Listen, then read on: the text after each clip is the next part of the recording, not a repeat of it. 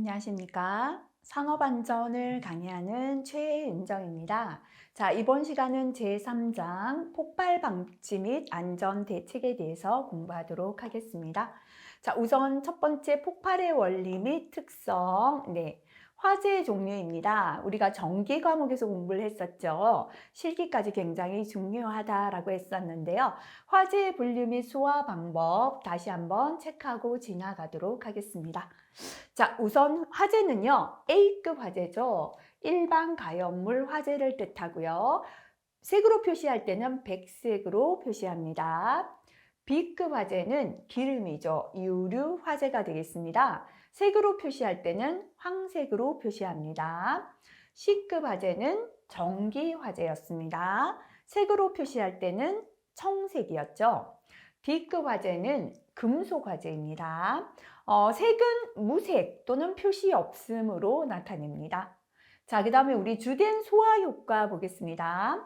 A급 화재 일반 가연물 화재는 흔히 우리가 집이 불타거나 종이가 타거나 할 때 물을 뿌리죠. 자, 그래서 냉각 효과죠. 물의 냉각 효과를 통해서 불을 끄는 것이죠. 그죠?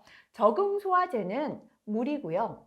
물에 강화액을 넣은 강화액 수화기, 그리고 산알칼리 반응에 의하여 그 반응 시 압력에 의하여 물이 나오게 하는 물수화기죠. 그죠?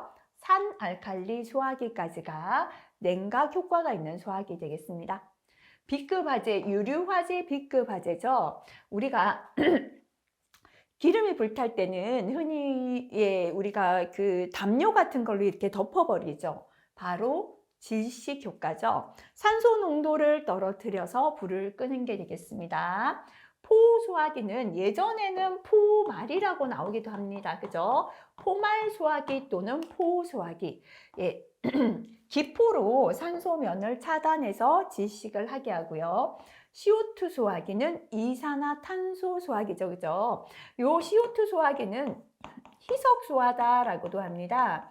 산소와 이산화탄소 가스를 섞어서 산소를 희석시켜서 불을 끈다라고 해서 희석수하다라고도 하고요. 미세한 분말을 이용해서 질식 효과를 내는 분말수화기죠. 그래서 B급 화재, 유류 화재는 질식 수화기고요.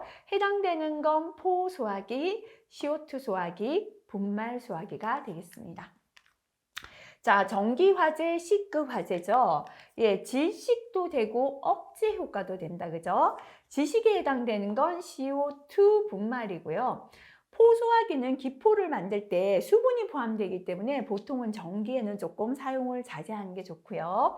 억제 효과 또는 억제 효과를 부촉매 효과다라고도 나옵니다. 이렇게 부촉매를 사용해서 연소 반응을 억제하는 효과를 갖고 있는 게 할로게나물 소화기인데요. 할로게나물 소화기는 하론 소화기 또는 할론 소화기라고도 하죠. 그죠? 같은 게 되겠습니다. 자, 그 다음에 금속 화재, D급 화재는 역시나 질식 효과가 적합한데요. 마른 모래죠. 건조사, 팽창 질석, 팽창 진주암을 이용해서 소화를 하죠. 자, 그래서 요거 전체적으로 다시 한번 정리하시고 넘어가시면 좋겠습니다. 자, 두 번째, 연소파와 폭갱파입니다. 우리가 연소라는 건 불이 붙었다라는 거 아실 거예요. 그죠? 연소파는 가연성 가스에 적당한 공기를 혼합하여 폭발 범위 내에 이르면 화염의 전파 속도가 빨라져서 보통 속도가 1초에 0.1에서 10m, 그죠? 0.1에서 10m/s 정도가 되는데 이를 연소파라고 합니다. 자, 폭갱파는 충격파의 일종으로 화염의 전파 속도가 음속 이상일 경우예요. 그러니까 소리의 속도보다 화염이 더 빨리 전파될 때를 우리가 폭갱이다라고 하고요. 보통은 속도가 1000에서 3500m/s. 눈을 한번 감았다 뜨는 1초 안에 화염이 퍼져나가는 속도가 1000에서 3500m까지 나갈 때 이를 폭갱이다라고 합니다. 자, 폭갱 유도 거리 DID가 있는데요. 이게 뭔지 한번 볼게요. 폭갱 유도 거리 DID는 완만한 연소가 지금 그냥 불이 붙은 연소가 격렬한 폭갱으로 발전되는 거리를 뜻합니다. 그러면 DID가 짧아진다라는 거는 안전한 거예요? 위험한 거예요? DID가 짧아지는 건 위험한 거죠. 순식간에 완만한 연소가 폭갱으로 이어지는 거죠. 그죠? 어떨 때 폭갱 유도 거리가 짧아지는가? 자주 나오진 않고요. 필기에 과거에 한 번씩 기출되었습니다. 점화 에너지가 강할수록, 그죠? 에너지가 셀수록 완만한 연소가 순식간에 폭갱까지 갑니다. DID가 짧아지고요. 연소 속도가 큰 가스일수록, 불 붙는 속도가 강할수록 역시나 폭갱까지 가는 DID가 짧아집니다. 광경이 가늘거나 이렇게 광경이 넓을 때는요, 화염이 퍼지죠. 여러 방향으로. 속도가 그죠, 빨라지지 않는데요. 광경이 좁은 데서 불이 붙어버리면 한 방향으로 쫙 진행되겠죠. 이렇게 광경이 가늘거나 관 속에 이물질이 있을 때는 이물질이 또 연소가 되면서 연소가 커질 수 있죠. 그래서 광경이 가늘고 관 속에 이물질이 있을 때 DID가 짧아지고요. 압력이 높을수록, 압력은 밀어주는 힘이죠.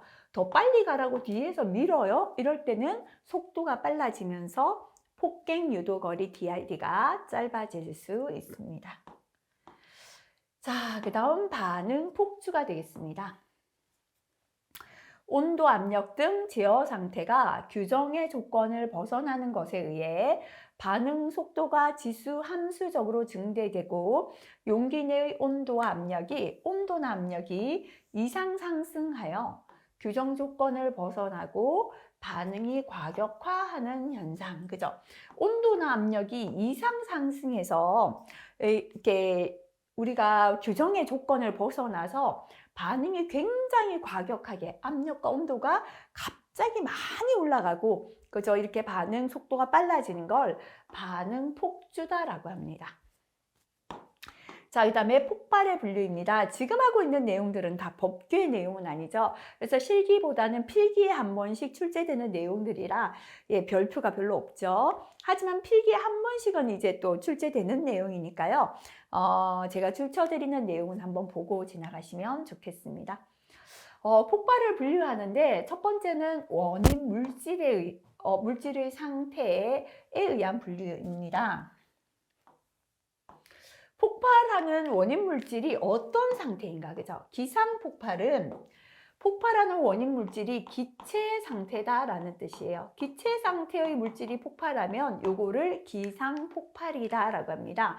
그러면 기상 폭발에 해당되는 예는요, 가스 폭발, 분무 폭발, 분진 폭발, 그죠?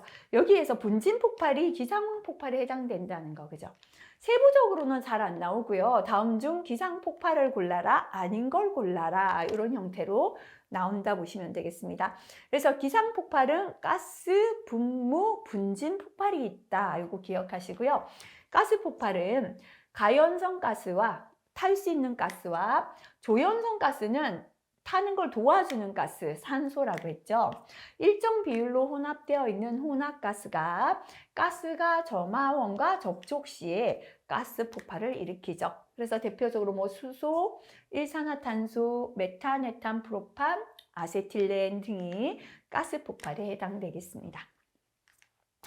분무 폭발은 공기 중에 분출된 가연성 액체의 미세한 액적, 아주 미세한 액체 분말이죠. 분무라고 하잖아요. 우리가 스프레이를 분무한다 하죠. 액체의 미세한 입자가 무상으로 되어 공기 중에 부유하고 있을 때 발생하는 폭발을 의미하고요. 분진 폭발은 분진 미스트 등이 일정 농도 이상으로 공기와 혼합 시 발화원에 의해 분진 폭발을 일으키는데요. 마그네슘, 특히나 금속 중에서 마그네슘 가루는 분진 폭발을 잘 일으킵니다.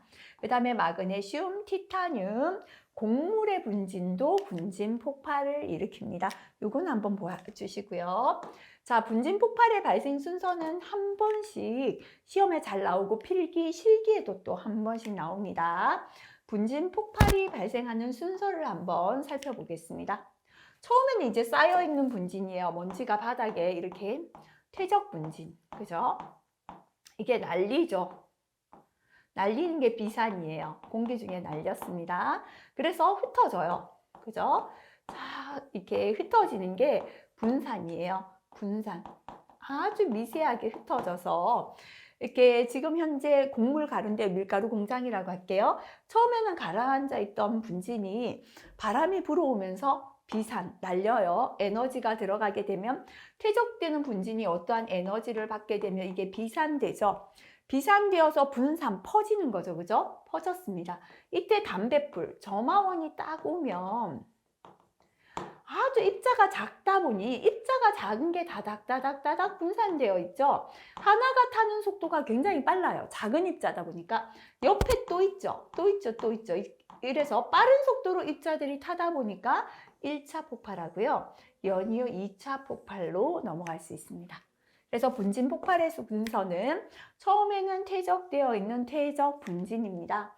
에너지를 받게 되면 난리죠. 비산. 흩어지죠. 분산. 흩어진 먼지가 점화원과 만나게 되면 1차 폭발이 일어나고 2차 폭발로 연이어 발생될 수 있다. 이 순서 좀 기억하시면 되겠습니다. 자, 그 다음에 최근 들어서 이 분진 폭발에 영향을 미치는 인자, 이것도 실기에도 간혹 또 출제가 됩니다. 자, 그래서 분진 폭발에 영향을 미치는 인자 어떤 건가 한번 보도록 할게요. 첫 번째는 입도와 입도 분포입니다. 아까 제가 그랬죠. 밀가루 입자가 워낙 작다 보니까 타는 속도가 빨라서 폭발로 간다 그랬죠. 이렇게 분진이 폭발하기 위해서는 입자가 작고 표면적이 클수록 폭발이 쉬워요. 왜냐하면 입자가 작고 표면적이 커야지 산소와 만나는 면적이 많아지죠. 산소가 있어야 불붙기가 쉬워지죠. 그죠? 그래서 첫 번째 입도와 입도 분포, 입자가 작을수록 표면적이 클수록 폭발이 쉬워집니다. 두 번째는 분진의 화학적 성분과 반응성인데요. 발열량이 클수록 한번 불이 붙었는데 열이 나는 발열량이 커야 이게 불이 꺼지지 않고 폭발까지 가겠죠. 휘발 성분이 많을수록 잘 날려야죠. 아까 분진은 비산되어야 폭발한다 그랬잖아요. 그래서 휘발 성분이 날리는 성분이죠. 이렇게 휘발 성분이 많을수록 폭발하기가 쉽습니다. 입자의 형상과 표면의 상태인데요. 입자의 형상이 구형, 둥근 모양일수록 폭발성이 약하고 입자 표면이 산소에 대한 활성을 가질수록 폭발성이 높아요. 형상이 이렇게 둥근 모양일수록 폭발성이 약하고 쭈글쭈글 할수록 표면적이 넓어지죠. 그럴수록 폭발을 더 잘하게 됩니다. 분진 속의 수분인데요. 분진 속에 수분이 있으면 부유성과 정전기 대전성을 감소시켜요. 수분이 무겁죠. 그래서 날리지도 못하고 부유성, 정전기 대전 상태를 감소시켜서 폭발의 위험은 낮아집니다. 그래서 수분이 없을수록 폭발하기 쉽다는 거죠. 분진의 부유성, 다시 말하면 휘발성이죠. 날리는 성질, 그죠? 분진은 날려야지만 비산하고 분산되어서 폭발한다 그랬죠. 부유성이 클수록 공기 중 체류 시간이 길어져서 폭발이 용이하다. 공기 중에 체류하는 시간이 길어지면 산소와 만나는 시간이 길어지니까 폭발이 쉬워집니다. 그래서 분진 폭발에 영향을 미치는 인자는 입자는 작고 표면적이 클수록 폭발하기 쉽고요. 발열량이 클수록 휘발 성분이 많을수록 폭발하기 쉽습니다. 구형일수록 폭발성이 약해집니다. 수분이 있으면 폭발성이 약해지죠. 낮아집니다. 부유성이 클수록 폭발하기가 쉬워진다. 그죠? 요거는 실기보다는 필기에 좀 그죠? 한 번씩 출제가 된다 보시면 되겠습니다. 그래서 기출 보면 분진이 발화해서 폭발하기 위한 조건 그죠? 가연 성질, 탈 수 있는 분진이라야 합니다. 미분 상태, 입자가 작아야 합니다. 점화원의 존재, 그죠? 이것 자체가 타는 게 아니죠. 점화원을 만나서 불이 붙어야 하고요. 도와주는 산소 공급, 산소가 있어야 된다. 그죠? 자, 넘어가서 이것도 최근에 또 필기에 잘 나오고 있습니다. 가스 폭발과 분진 폭발을 비교해 볼게요. 우리가 가정에서 연료로 쓰는 거 생각해 볼게요. 분진을 씁니까? 가스를 씁니까? 가스를 쓰죠. 그죠?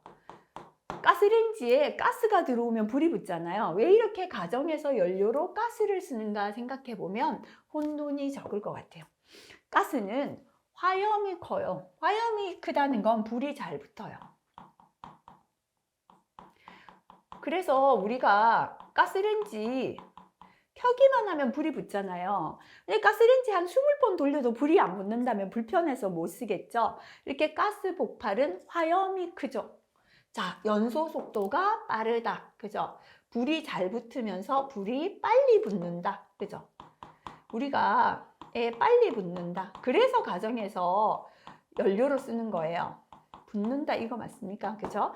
자, 그래서 가스를 틀었는데요. 불이 1시간 뒤에 붙으면 우리가 연료 쓸 수 없죠. 가스는 화염이 크고 연소 속도가 빠르다. 불이 잘 붙고 빠르게 붙는다 보면 돼요. 자, 반대로 분진은 뭐가 크냐면 압력과 에너지가 크다. 만약에 분진을 우리가 가정의 연료로 쓴다면 압력과 에너지가 크니까 집이 다 날아가 버리겠죠. 그죠? 연소 시간이 길다. 계속 불 붙어요. 불이 안 꺼진다는 뜻입니다. 불완전 연소로 인한 중독이 발생한다. 일산화탄소 중독이 있죠. 그래서 이게 불 붙으면 우리가 일산화탄소 중독되니까 가정에서 쓸 수가 없고요.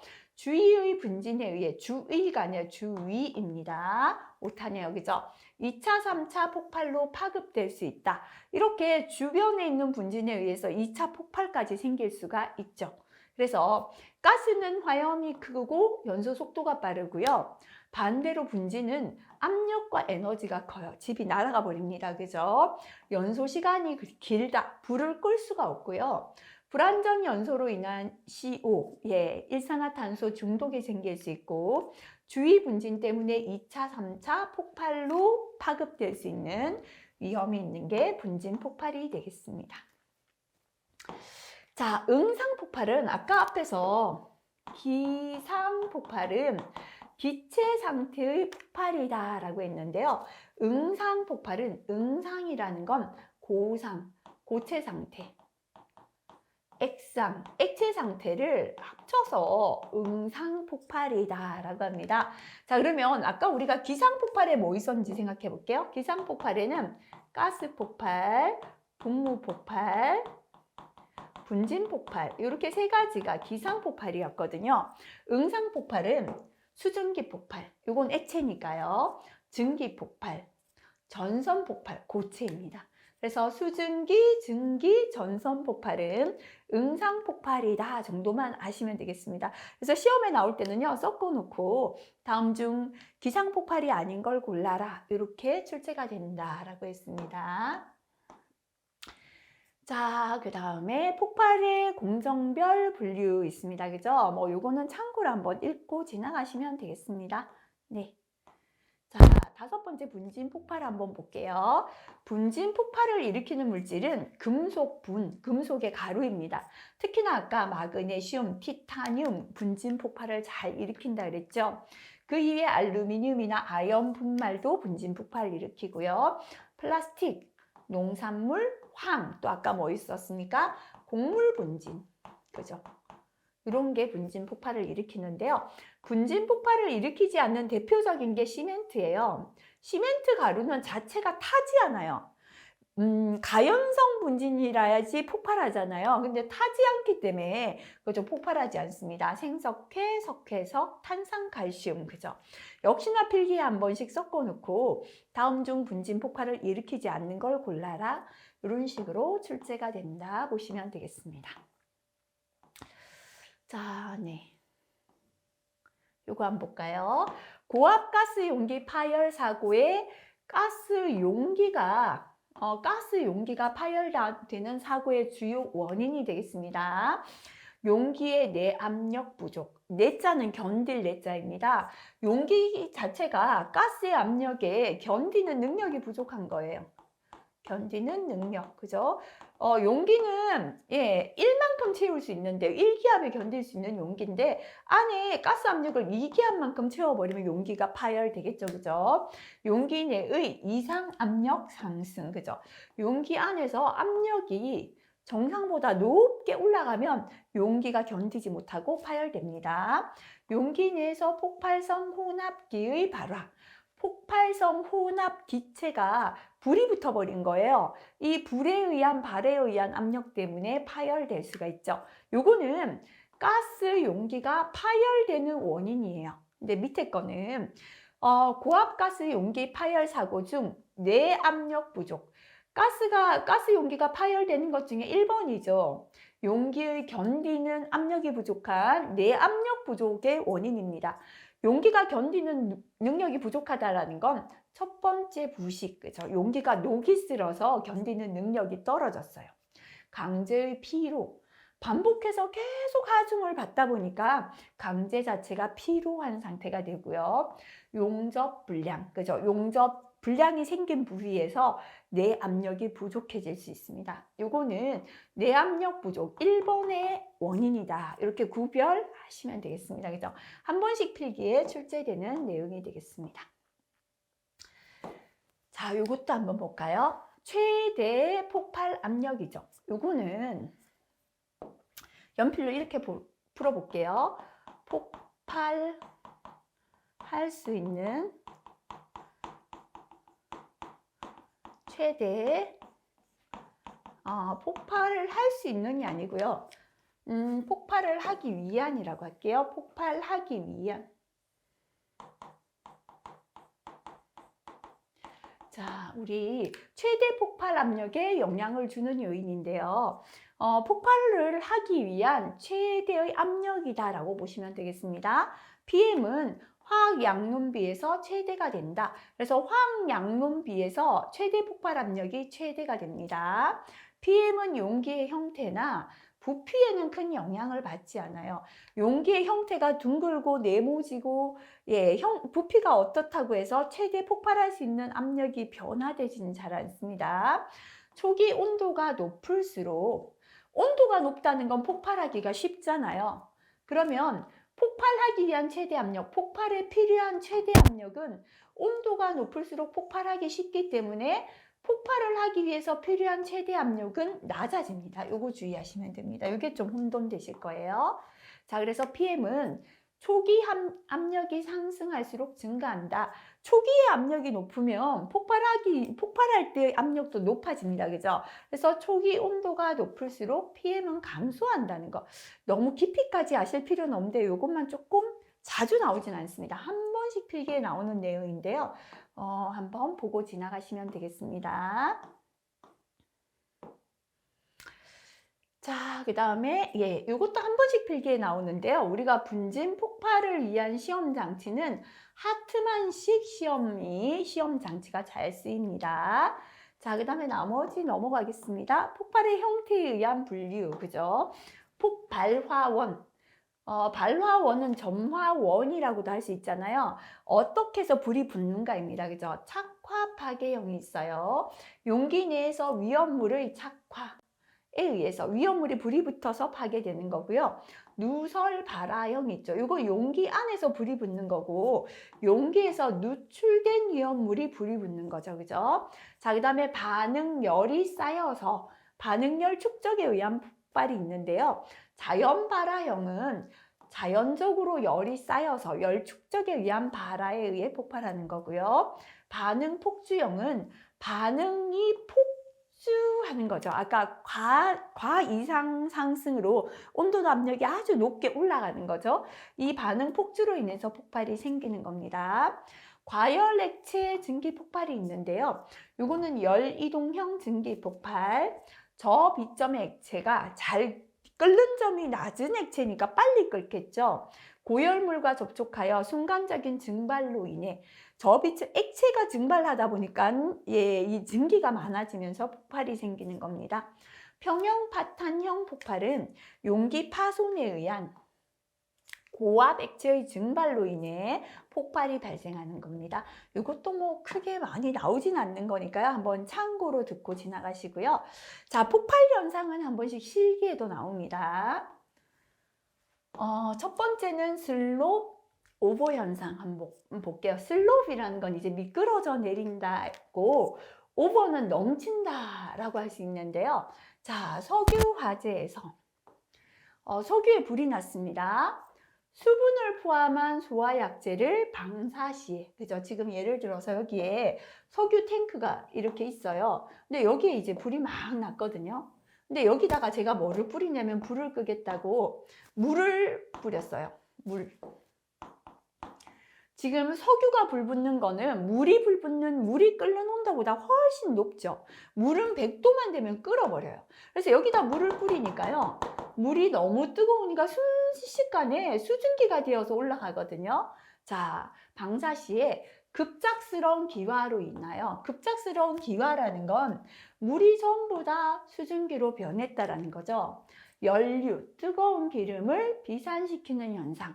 자, 석유가 불이 붙었는데 물을 뿌리니까 뜨거워서 물이 끓어서 수증기로 올라옵니다. 이때 물만 수증기가 되어 올라오는 게 아니라 안에 있는 기름 입자를 안고 뜨거운 기름이 미끄러져 내리듯이 솟구쳐서 오버, 넘쳤죠. 미끄러져 내린다. 슬롭, 그죠? 그래서 슬롭 오버 현상이다 라고 합니다. 석유 화재에서 머리로 상상을 한번 해보세요. 석유 화재에서 뭐를 포함한, 수분을 포함한 소화약재를 방사 시에 뿌렸을 때 어떻게 됩니까? 100도만 넘으면 물이 끓어버리죠. 급작스러운 기화로 인하여 수증기만 올라오는 게 아니라 뜨거운 기름을 안고 솟구친다 그랬죠. 연료를 비산시키는 현상을 말합니다. 자, 이렇게 표현될 때도 있고요. 또는 이 표현을 다른 표현 한번 읽어볼게요. 위험물 저장 탱크 화재 시, 위험물이니까 이제 아까 석유 같은 게 위험물이죠, 그죠? 위험물 저장 탱크 화재 시에, 위험물 화재 시에 물 또는 포를 화염이 왕성한 표면에 방사할 때, 물을 뿌릴 때, 그죠? 위험물과 함께, 위험물이 바로 아까 석유 기름이죠. 연료가, 그죠? 탱크 밖으로 흘러 넘치는 현상. 솟구치는 게 오버고 흘러 넘치는 거고, 흘러서 솟구쳐서 밑으로 흘러내리는 게 슬롭이다 그랬죠. 그래서 위험물 화재 시에 물이나 포를 방사할 때 위험물과 함께 탱크 밖으로 흘러 넘치는 현상이다. 같은 표현이에요. 그죠? 요거를 슬롭 오버 현상이다 라고 합니다. 자, 그 다음에 두 번째는 보일 오버가 있는데요. 보일이 뭐냐면 끓다라는 뜻이거든요. 끓다. 그죠?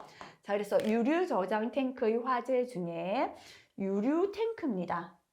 탱크 저부에 물 또는 물기름 에멀전이 수증기로 변해서 갑작스러운 탱크 외부로 분출을 해요. 근데 이거는 뭐냐면 끓는다는 건 우리가 용기가 있죠.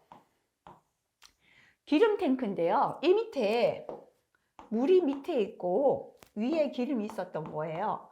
근데 여기에 화재가 나니까 물이 먼저 끓죠. 밑에서부터 부글부글 끓어서 넘치잖아요. 우리가 끓는다는 건 표면에서 끓는다가 아니라 밑에서부터 끓어 넘치죠. 그래서 요거는 핵심이 요거죠. 탱크 저부에 있던 물이 수증기로 변하면서, 이 물이 끓어버리니까 수증기가 변하면서 이게 끓어서 넘치는 거예요. 탱크 외부로 분출됩니다. 그러면서 역시나 밑에는 물이 끓어서 수증기가 되었는데 위에 기름이 있으니까 기름과 함께 흘러 넘치겠죠. 요게 보일 오버 현상이 됩니다. 그죠? 그래서 요거는 위에 거하고 구분하자면 슬롭 오버는 석유 화재 또는 위험물 화재 시에 뭐를 뿌렸기 때문이에요? 수분을 포함한 소화약재, 그죠? 물을 표면에 방사했을 때 흘러 넘치는 거고요. 보일 오버는 제가 밑에서부터 끓는다 그랬죠?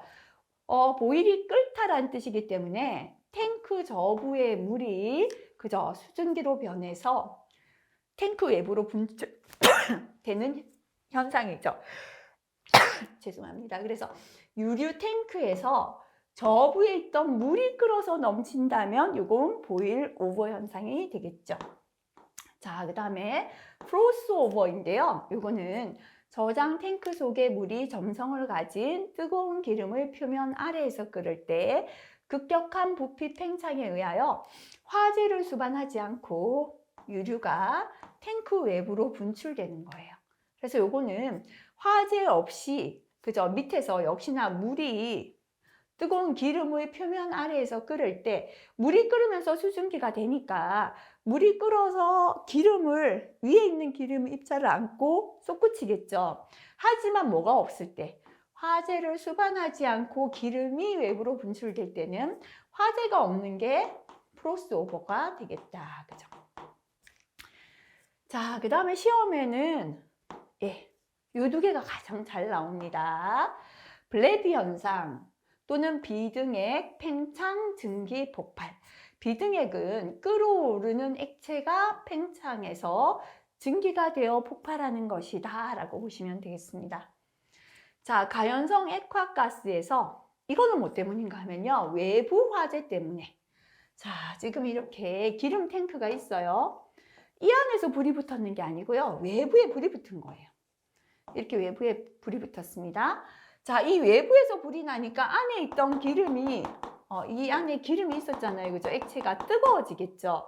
비등해서 이게 끓으면서 증기가 폭발하는 거예요. 그죠? 그래서 결국은 외부 화재에 의해서 탱크 내 액체가 비등, 끓어 넘치는 거죠. 그래서 증기가 팽창하면서 폭발하는 현상이고요. 자, 벽면 파괴, 벽으로 이제 옆으로 폭발이 일어날 수 있다는 건데요. 그래서 요거는 블레비 현상, 비등액, 용기 안에 있던 액체가 끓어서 팽창해서 그 증기가 폭발하는 비등액 팽창 증기 폭발인데요. 뭐 때문이다? 외부 화재 때문에 주변에 화재가 생기니까 탱크 안에 액체가 뜨거워지겠죠. 탱크 내 액체가 비등하고 끓어서 증기가 부피가 있잖아요. 팽창하면서 폭발하는 거예요. 그래서 외부 화재 때문에 탱크 내 액체가 끓어서 그 증기가 폭발하는 게 블레비 현상이 되겠습니다. 자, 그 다음에 개방계 증기운 폭발인데요. 요 운이 뭐냐면 여기에서 클라우드예요. 구름이에요. 그죠? 그래서 가연성 가스가 누출되면서 요거는 가스가 누출되어요. 용기에서 새어 나왔습니다. 대기 중에 구름 형태로 모여서 여기 가스 용기가 있는데요. 이게 가스가 조금씩 분출되는 게 아니라 순간적으로 분출이 되면서 여기서 나온 가스가 여기에 이렇게 둥그렇게 구름처럼 모여 있는 거예요. 자, 구름 형태로 모여서 바람들의 영향으로 움직이다가 점화원을 만나요. 가스에서 용기에서 가스가 다 누출되어서 대기 중에 지금 구름으로 모여 있는 거죠. 이 가스가 모여 있는데 담뱃불, 점화원이 탁 들어오니까 순간적으로 폭발하는 거예요. 순간적으로 동시에 폭발하는 게 바로 개방계 증기운 폭발. 개방계라는 거 용기 안이 아니라 대기 중에서 증기운, 증기가 만든 구름이 점화원을 만나서 폭발하는 것이다 라는 거죠. 그래서 요거는 일단 가스가 용기에서 누출됩니다. 그래서 이 누출된 가스가 대기 중에서 클라우드, 그죠? 구름 형태로 모였습니다. 이때 점화원을 만나고 순간적으로 폭발이 일어나는 걸 개방계 증기운 폭발 또는 UVCE, 클라우드 할 때 C다, 그죠? 이렇게도 잘 나오겠습니다. 자, 그래서 4번의 폭발 현상은 조금 구분해서요. 특히나 요 슬로브 오버 현상은 최근은 아닌데 과거 실기 기출에 나왔고 최근 작업형에도 블레비와 개방계 증기운 폭발이 실기에 출제가 되었기 때문에요. 요거 조금 구분해서 기억하시면 좋겠습니다. 자, 그 다음은 자, 기출에서 단열 압축 현상의 관계식 한번 보도록 할게요.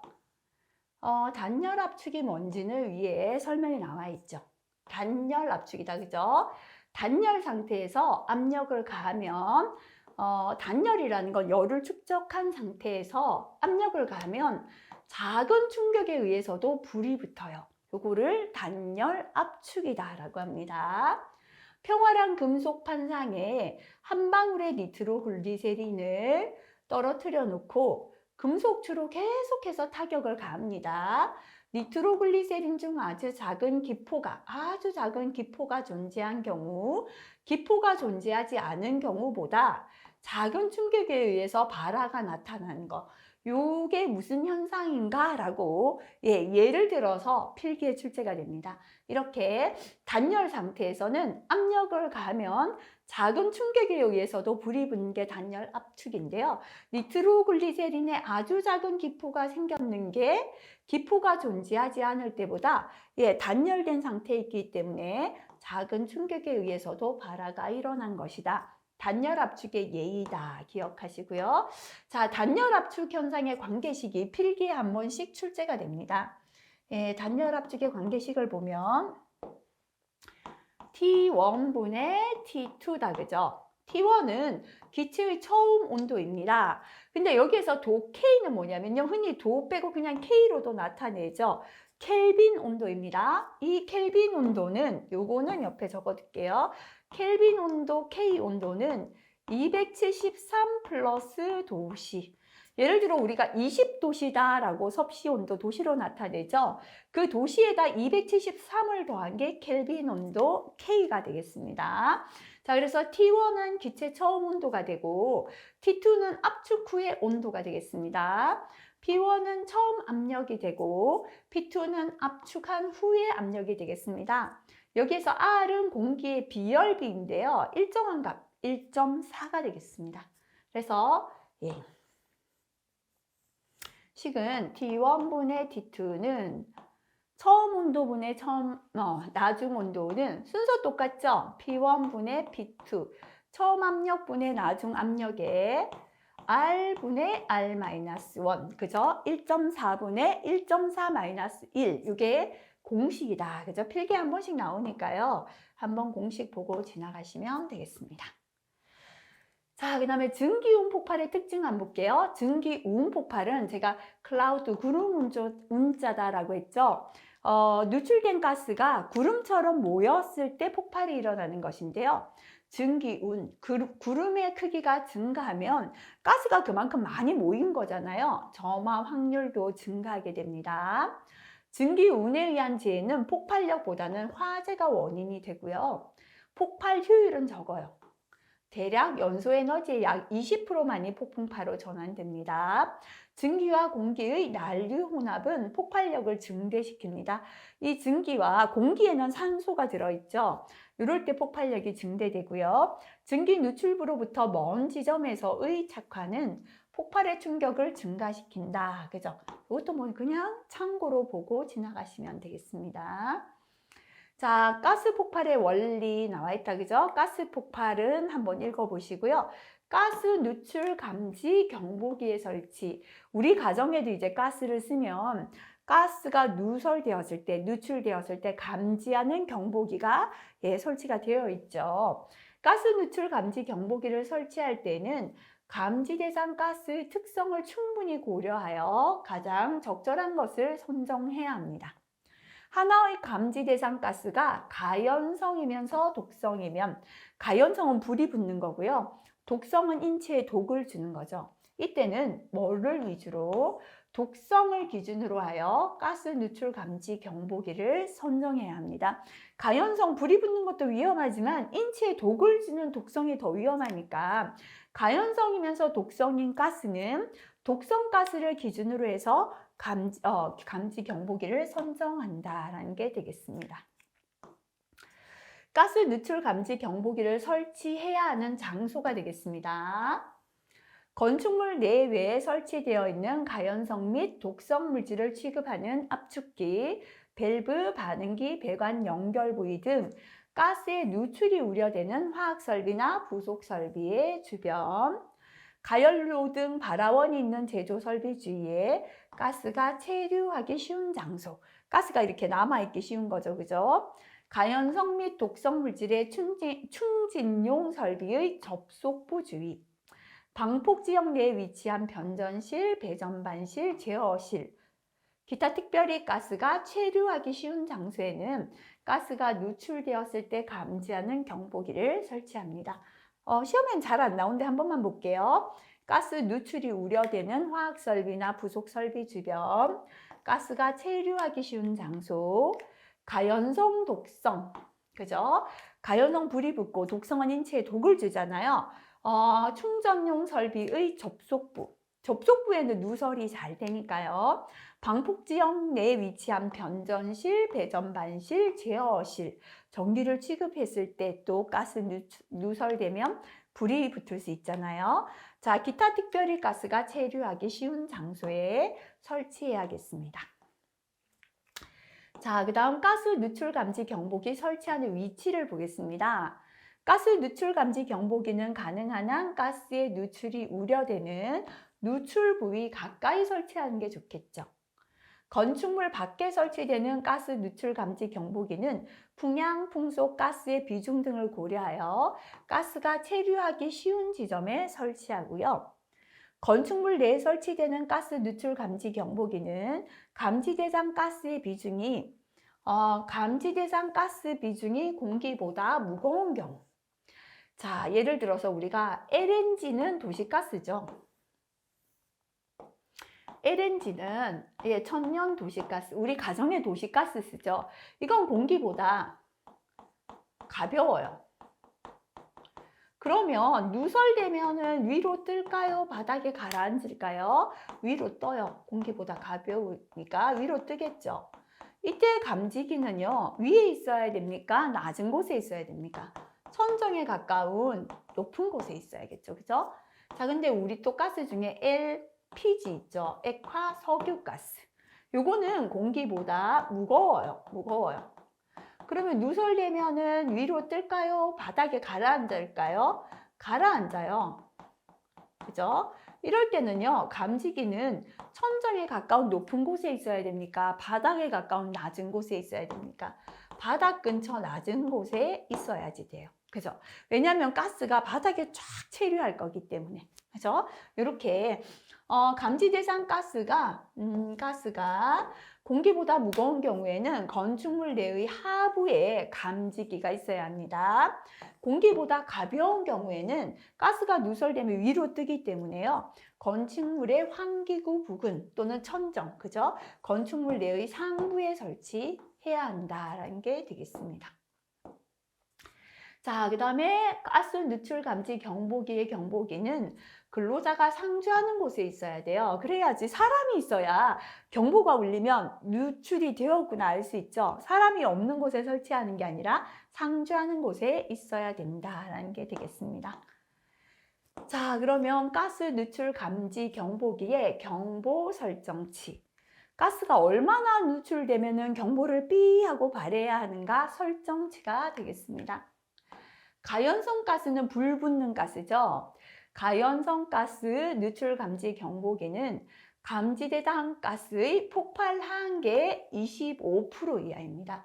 폭발 하한계라는 건 이 가스가 폭발을 시작하는 최저의 농도예요. 그것보다 25% 이하니까 4배 정도의 여유를 두고 더 이하에서 경보한다라는 게 되겠죠.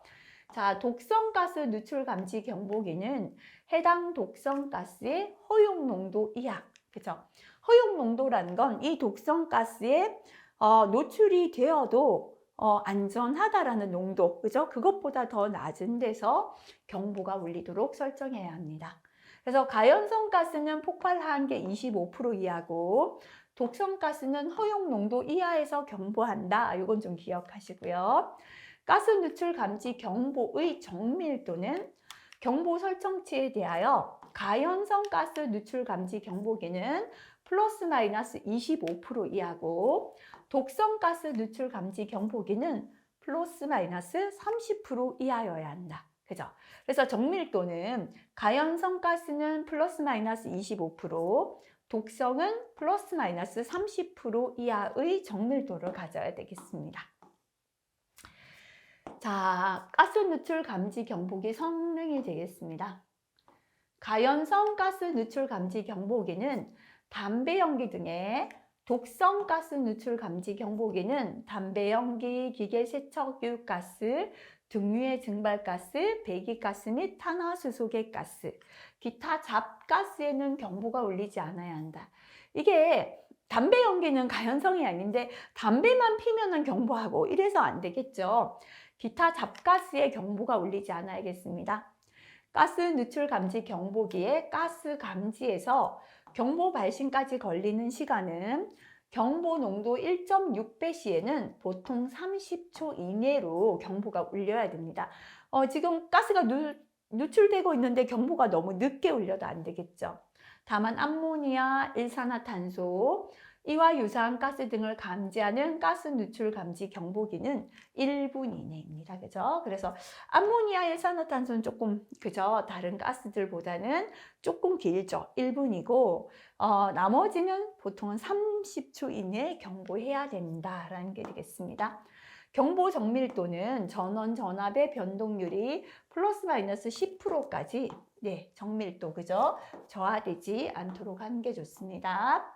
지식의 눈금의 범위는 가연성 가스용은 0에서 폭발 한계값, 독성 가스는 0에서 허용 농도의 3배 값, 암모니아를 실내에서 사용할 때는 암모니아는 150까지 그죠? 지식의 눈금이 있어야 됩니다. 그래서 가연성 가스는 0에서부터 폭발 한계가 예를 들어 이게 15%까지다면 눈금이 15까지는 있어야 된다는 거고요.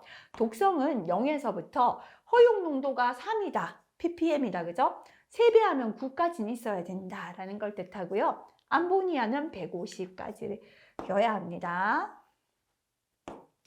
경보를 발신한 후에는 가스 농도가 변화하여도 계속 경보를 울려야 하고 그 확인이나 대책을 조치할 때는 경보가 정지되어야 한다. 그래서 잘 나오지 않거든요. 그래서 참고로 한번 읽고 지나갔습니다.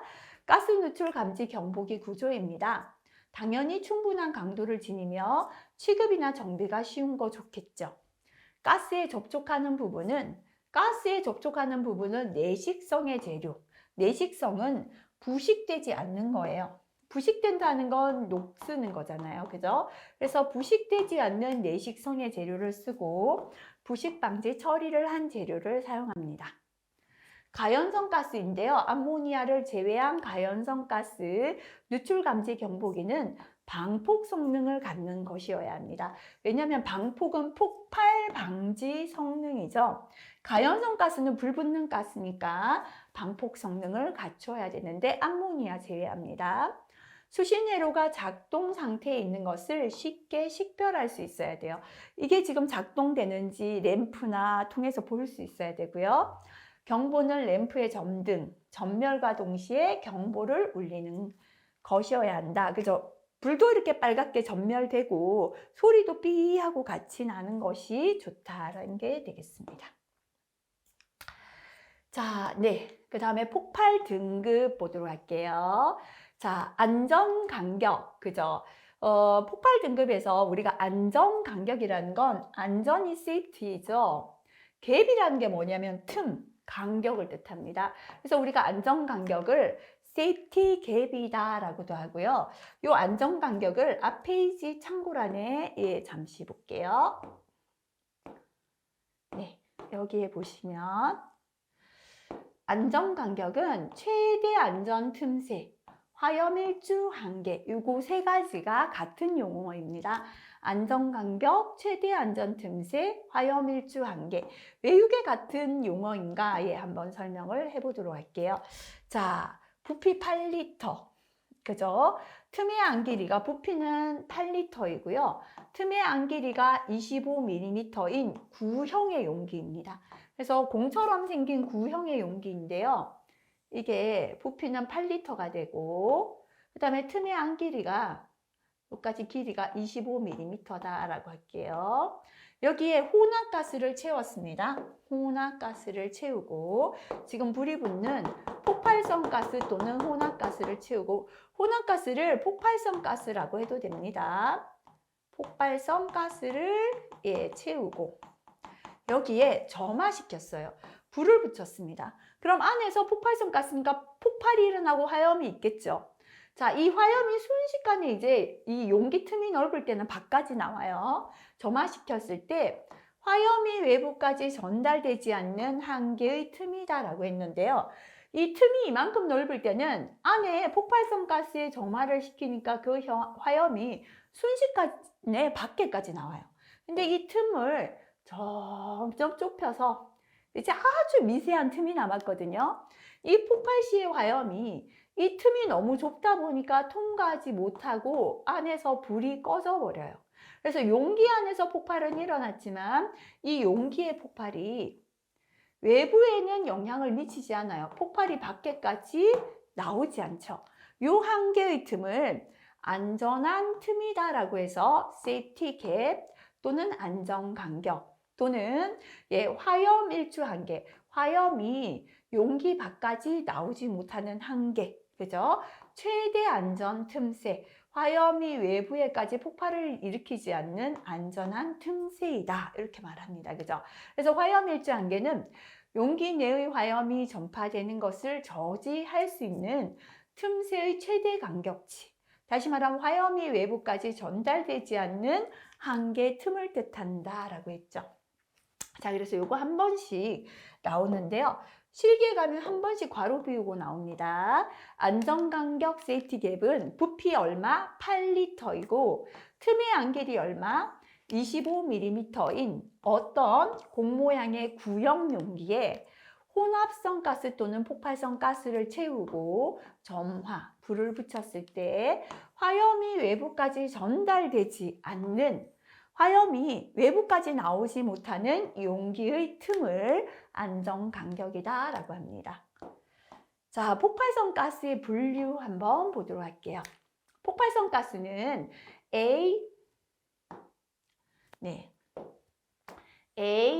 B, C 이렇게 분류할 수 있다, 그죠? A는 최대 안전 틈새 범위가 내압 방폭 구조일 때 0.9mm 이상, 최소 점화 전류비는 본질 안전일 때 0.8 초과, 적용 기기는 내압, 본질 안전, 비점화 세 가지다, 그죠?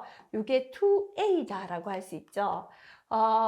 이렇게 나머지는 다 기억 안 해도요. 폭발성 가스 분류가 A, B, C인데 내압 방폭 구조에서 최대 안전 틈새는 0.9mm 이상, 0.5mm 이하. A는 0.9 이상, C는 0.5 이하죠. 그러면 B는 그 중간이니까요. 0.5보다는 초과, 0.9보다는 미만 됩니다. 그죠? 그래서 다른 것보다 요거 좀 기억하시면 좋습니다. 내압 방폭 구조에서 폭발성 가스는 A, B, C 등급이 있는데 A는 0.9mm 이상, C는 0.5mm 이하고 B는 중간인 0.5초가 0.9mm 이하, 미만이 된다. 그죠? 자, 그 다음에 본질 안전 방폭 구조에서는 최대 안전 틈새가 아니라 최소 점화 전류비로 폭발성 가스를 분류합니다. 최소 점화 전류비가 0.8 초과, 0.45 미만, 그죠? 그래서 A는 0.8 초과, C는 0.45 미만인데요. 요거는 초과 미만입니다. B는 0.45 이상 0.8 이하가 됩니다. 적용할 수 있는 기기는 2A, 2B, 2C가 된다. 그죠? 해당 가스는 그냥 참고로 보시면 되겠습니다. 참고해서 여기에 보면 실기의 기출 문제를 보면요. 이것도 아직까지 기출에 있어요. 그런데 이게 완전히 삭제되었다기보다는 요거는 안전 간격으로 폭발 등급을 구분하는 기준이었어요. 이게 틀려서 값이 바뀐 게 아니고요. 이제는 폭발 등급을 안전 간격, 아까 세이프티 갭, 그죠? 용기의 요 간격의 틈으로 폭발 등급을 나누던 기준이었는데요. 이제 요 기준을 잘 쓰지 않고 폭발성 가스를 분류하는 기준을 내압일 때는 요렇게, 본질 안전에서는 이렇게 하는 것으로 이게 사용하는 기준이 달라졌다라고 봐야 돼요. 그래서 이게 이렇게 변경되었는데 왜 과거 기출 그대로 나옵니까? 라고 하는데요. 과거의 기출이 있기 때문에 이게 우리가 그 문제은행식이죠. 과거 기준 이게 틀렸다면 바꾸면 돼요. 근데 과거에 사용하던 기준인데 이걸 잘 사용하지 않을 따름이고 사용을 이렇게 한다는 거죠. 이게 틀린 값은 아니라는 겁니다. 그래서 앞으로 시험은 현재 사용하고 있는 요 기준이 더 잘 나오겠죠. 하지만 과거의 기준도 아직은 기출에 있기 때문에 요것도 문제는 있습니다. 그래서 요거 두 개를 질문하시는 분들이 많아서 이렇게 설명드렸습니다. 자, 그 다음에 이제 한때 요거 참 필답형에 잘 나왔습니다. 최고 표면 온도 등급과 발화도 등급, 우리가 전기에서도 공부를 했었죠. 최고 표면 온도는 기계가 불 붙지 않고 견딜 수 있는 용기의 최고 표면 온도고요. 발화도는 불 붙기 시작하는 등급이다, 이렇게 보시면 되겠습니다. 최고 표면 온도 등급은 T1, T2, T3, T4, T5, T6까지 있죠. 그죠? 근데 불이 붙기 시작하는 온도, 발화도 등급은 G1에서부터 G6까지 있습니다. 자, 그런데요. 온도는 보면 450, 300, 200, 135, 100, 85. 그죠? 이것도 볼게요. 450, 300, 200, 135, 100, 85 똑같죠? 근데 뒤에 게 이하냐 이거는 생각해 보면 돼요. 생각해 보세요. 기계의 최고 표면 온도는요. 이것보다 최고 기계의 온도가 열이 너무 뜨겁다는 건 불붙을 수 있다는 거죠. 그러면 기계의 최고 표면 온도는 이것보다는 낮아야겠죠. 그래서 뒤에가 뭐다? 이하다. 그죠? 450 이하, 300 이하, 200 이하, 135 이하, 100 이하, 85 이하. 규정에는 이렇게 이하로 나와 있어요. 근데 우리가 실기의 시험을 치다 보면 또는 해서 85 이하고 100 이하죠. 이거는 100 이하라는 건 85보다는 높고 100보다는 이하라는 뜻이에요. 그래서 이렇게도 시험에 나온 적이 있습니다. 하지만 규정에는 이렇게 돼 있으니까요. 우리 기억하실 때 이 앞에 값 위주로 기억하시면 되겠죠. 450 이하라는 건 요거보다는 높고 요거 이하니까 300초가 450 이하. 뭐 이렇게 기억하셔도 되고요. 자, 그런데 발화도라는 건 불 붙기 시작하는 온도인데요. 불이 붙으려면 온도가 이것보다 높아야 불 붙기가 쉽겠죠. 그래서 뒤에 뭐가 붙어요? 초가인 거예요. 불 붙는 온도이기 때문에 이것보다 높아야 불이 붙는다. 그죠? 450초가, 300초가, 200초가, 135초가, 100초가, 85초가. 그죠? 근데 85인데요. 이제 요거는 450초가죠. 300이다. 그죠? 300초가 요거보다는 이하. 200초가 요거보다는 이하. 135초가 요거보다는 이하. 위에 거부터 초가고 초과 이하, 초과 이하 생각해 보시면 되겠죠. 그래서 제일 마지막은 85초가 100 이하가 되겠습니다. 이렇게 숫자 위주로 요거 두 개 구분해서 기억해 주시면 되겠습니다. 자, 이번 시간은 여기까지 공부하도록 하겠습니다. 폭발 방지 대책부터는 다음 시간 공부하고요. 이번 시간은 금방 했던 이제 우리 폭발 등급 구분 빼고는 앞의 내용들은 사실은 필기용이라 앞 시간보다는 그렇게 중요한 내용이 많지는 않았죠. 전체적으로 읽으면서 별표 있거나 또는 제가 이런 게 필기에 출제됩니다 라는 내용 위주로 정리하시면 될 것 같습니다. 이번 시간도 수고 많이 하셨습니다.